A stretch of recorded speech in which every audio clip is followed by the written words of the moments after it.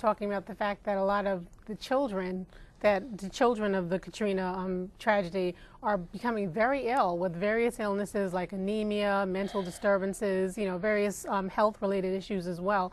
And they think it's connected to the formaldehyde that was in the trailers, Right. and their exposure to these things over time. But the problem is that FEMA was really supposed to track these individuals to make sure that they knew what the end result is and whether or not these people needed special health care and follow-up, and that really wasn't done.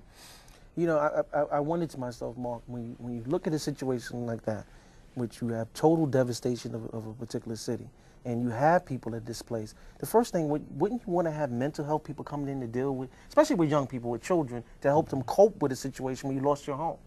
You would think so. You would think so, but I mean, I've always been convinced that it is no accident that there was such a complete and total breakdown of services from the federal government.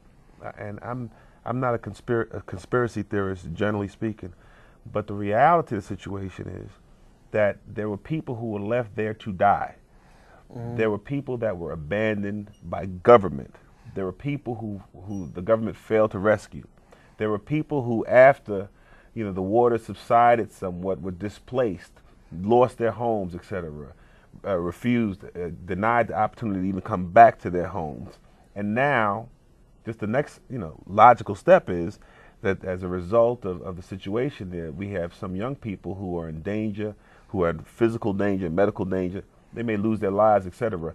I just happen to believe, this is no coincidence, this is not incidental, that this is part of a plan. I know it's difficult for people to understand and believe that, for some people to understand and believe that.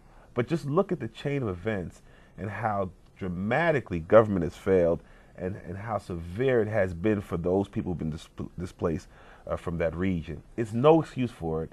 That is too high a level of government failure to even consider the possibility it's incidental. It is not incidental. It is intentional on so many different levels. One brother in an article he wrote talked about it was negligent in terms of criminal negligence in terms of what just happened down in the situation. And Lori, did they say anything about what they're doing for these young people? Did they say there was any type of intervention by FEMA or any agency down in that area? Well, they're supposed to be, but I guess until FEMA can actually track these individuals and follow up and find out exactly, what their present situation is, or the current situation is, then they can't do anything. The problem is we have some of the greatest minds in terms of psychology and psychiatry.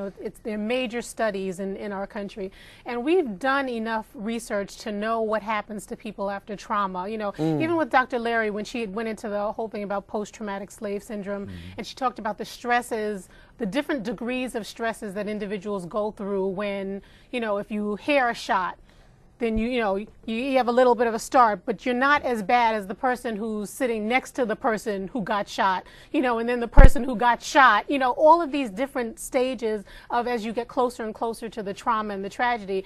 We have a lot of young people who don't even have fully developed minds to cope with stresses in life, tragedies, that had to witness this firsthand. They had to witness one of the most horrendous situations, natural disasters that we've ever encountered.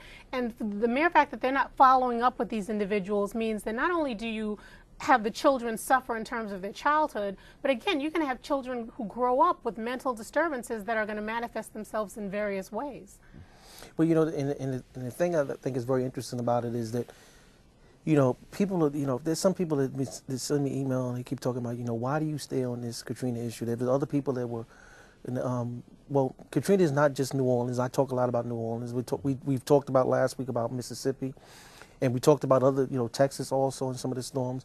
But the thing is, though, the premise is the failure of government to meet the needs of the people. That's what the purpose of government is supposed to be for. And so, with 9/11, they have a registry where they track people for their health and all that. Why wasn't that done in Katrina?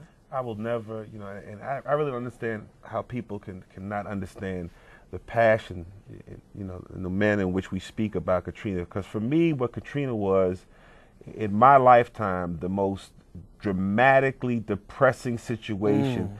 I remember just seeing people stranded and thinking to myself that they would not be alive tomorrow, and that government was was wringing its hands and claiming to be unable to help people. And then I remember all of those people in the stadium. These are families. These young people, old people. I remember the elderly lady who died and who was covered up in a wheelchair. Those type of things will stay with me for the rest of my life. And I will never forget, Katrina. We can't, because it really showed, as there are many things that have shown this, but that really showed how government didn't care.